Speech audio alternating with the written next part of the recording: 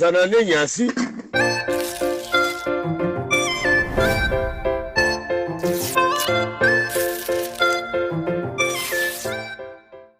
Mambo Dutere dai vakazivavo vasina kuresponda. Tatalicious ari kuti iye achava neevidence yese palive yaachaita mazuva anotevera aya achiri kugather evidence.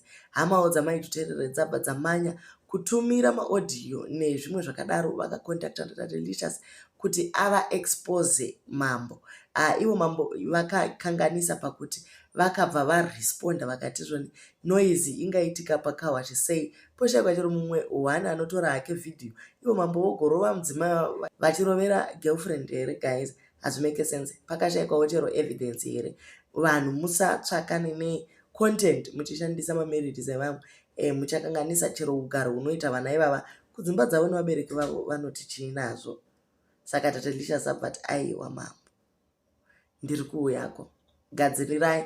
Saka tate ati iye ari kuuya nenyaya yemadrugs ari kutengeswa pamasteps eWaterfalls muchishandisa Taflo again muchipa vana dombo zvese madrugs amuri kuita zviri kuzikamwa.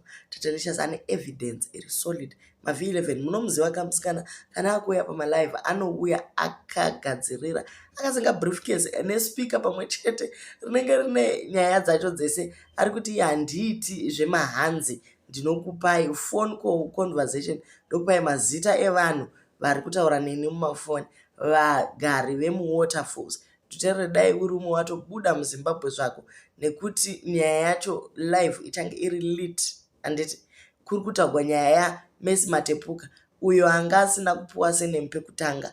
Homwe yambozama kurespekta iko zvino yatoti kana anoi Mercy Matepuka musikana uyu drug business richaburitswa zvakare. Homwe yenyika iri kuti yakafunda zvekudaro. Haingoiti journalism isina source. Handiti ari kushandisa solid raw evidence with viable witnesses. Kwaiwa uraya mayouth muWaterfalls murume uyu. Saka patonyogwa nziyo. Tatalicious atonyora nziyo yaDute achitaura zvese zvaari kutaura panapa. Unogoita mupostori sei uchitengesa mutoriro, unogoita mupostori sei uchiimba nziyo dzemaZim Denzel uchiita madhiri nemageto youth.